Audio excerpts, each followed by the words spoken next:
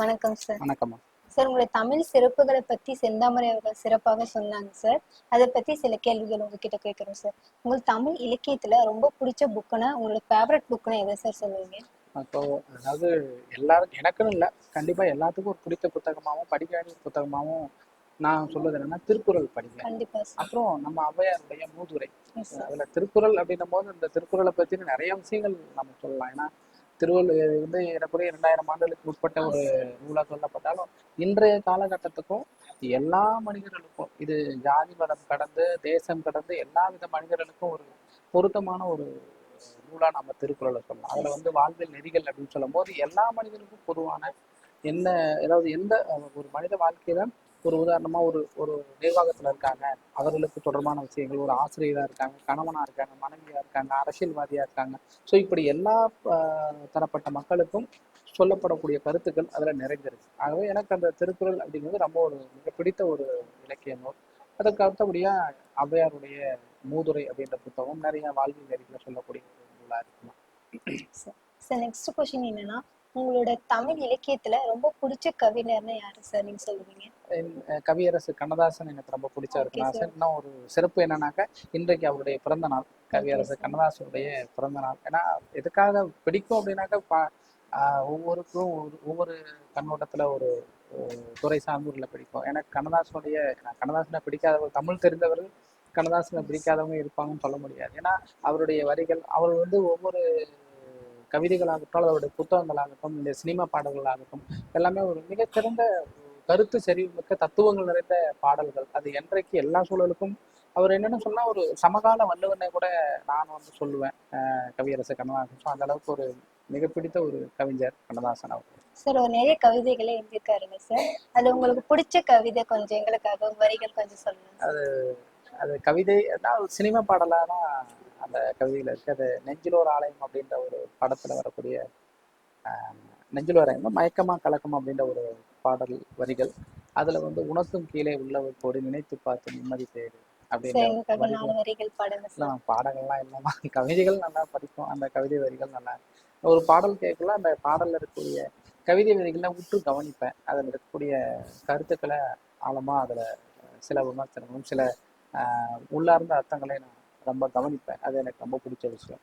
Sir, Tamil இலக்கியத்துல ஏதாச்சும் ஒரு புக்கு படிச்சதுனால இந்த புக்கால இன்ஸ்பிரேஷன் ஆயிருக்கு அப்படின்ற ஏதாச்சும் ஒரு புக் இருக்கா சார்?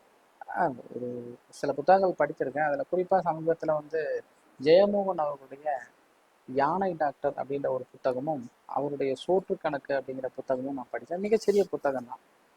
அந்த புத்தகம் வந்து அதே போல ஆயிஷா நடராஜன் அவருடைய ஆயிஷா அப்படின்ற அந்த புத்தகம். ஒரு ஆசிரியரா அந்த ஆயிஷா அப்படின்ற அந்த புத்தகம், இது எனக்கு மட்டும் இல்லை, ஆசிரியர் பண்ணி இருக்கக்கூடிய எல்லாருமே கண்டிப்பா படிக்க வேண்டிய ஒரு புத்தகம் அந்த ஆயிஷா அப்படின்ற அந்த புத்தகம்.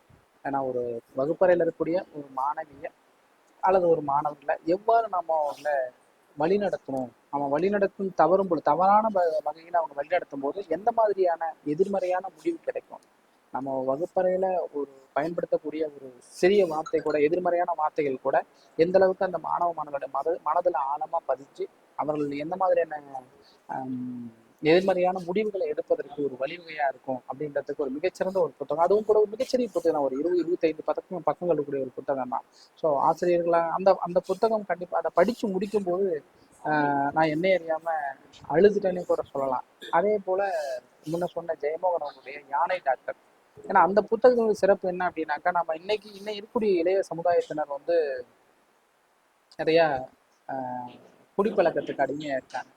சரி, அவர்கள் குடிப்பதுன்றது அவங்க தனிப்பட்ட விஷயமா இருந்தாலும் கூட நம்ம பொது இடத்துல ஒரு காடுகள்ல அல்லது ஒரு வனப்பகுதியில உட்காந்து நம்ம மது அருந்திட்டு அந்த காலி பாட்டில தூக்கி எரியறதுனால, எரிஞ்சா மட்டும் பரவாயில்ல, அதை உடைச்சி எறிகிறாங்க. நிறைய இளைஞர்கள் போதை தலைக்கு ஏறிய பிறகு என்ன செய்யுதுன்னு தெரியாம அந்த பாட்டில உடைச்சி எறியறதுனால காடுகள்ல இருக்கக்கூடிய விலங்குகள் எந்த அளவுக்கு அதனால பாதிக்கப்படுது. அதுலயும் குறிப்பா இந்த யானை டாக்டர் அப்படின்னு சொல்லக்கூடிய இந்த புத்தகத்துல ஒரு யானையுடைய கால்கள்ல பீர் பாட்டில் ஏறி இருந்து அது பல நாட்கள் வந்து அந்த வலியால் துடித்திருந்து அதற்கு யானை டாக்டர். ஆக்சுவலாக இந்த கதை வந்து ஒரு உண்மை கதையை தழுவியதான். டாக்டர் கிருஷ்ணமூர்த்தி அப்படின்ற ஒருவர் வால்பாறை பகுதிகளில் வாழ்ந்த ஒரு டாக்டர். அவர் வந்து ஏறக்குறைய 1000க்கும் மேற்பட்ட யானைகளுக்கு பிரசவம் பார்த்துருக்கார். ஸோ அவருடைய வாழ்க்கையை தழுவி திரு ஜெயமோகன் அவர்களால் எழுதப்பட்ட அந்த புத்தகம் தான் அந்த யானை டாக்டர் புத்தகம். ஸோ அது மாதிரி அந்த புத்தகம் வந்து ஒரு சமூக விழிப்புணர்வை, அதாவது காடுகளுக்காக ஒரு விழிப்புணர்வு நம்ம எந்த அளவுக்கு அந்த அவர்களும் இந்த பூமியில வாழ்றாங்க, விலங்குகளும் இந்த பூமியில் வாழ தகுதியானது,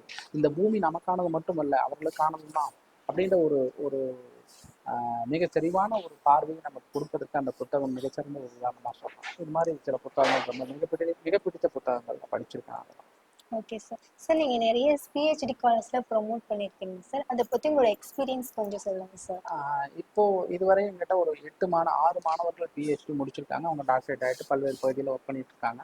இப்போ தற்போதைக்கு வந்து 8 மாணவர்கள் என்னுடைய வழிகாட்டல் கீழே முனைவு பட்ட ஆராய்ச்சி படிச்சுட்டு இருக்காங்கம்மா. அதில் வந்து ஒவ்வொரு மாணவர்களும் சில மாணவர்கள், அதில் 8 மாணவர்கள் 4 பேர் வந்து முன்னேற பிஹெச்டி மாணவர்களாகவும் 4 பேர் வந்து பகுதி நேர மாணவர்களாகவும் படிச்சுட்டு இருக்காங்க. அது ஏற்கனவே அவங்க 2017-18 கல்வியாண்டில் சேர்ந்தவங்க. அவங்க இப்போ தான் தொடர்ந்து படிச்சுட்டு இருக்காங்க. அது மட்டும் இல்லாமல் எம்ஃபில்ல கிட்டத்தட்ட ஒரு 30 மாணவர்கள் என்னுடைய வழிகாட்டு கீழே எம்ஃபில் ஆய்வியல் நிறைஞர் பாடமும் அவங்க பட்டம் பெற்றிருக்காங்க. இதுதான் வந்து இப்போ ரிசர்ச்சில் சொல்லும் போது.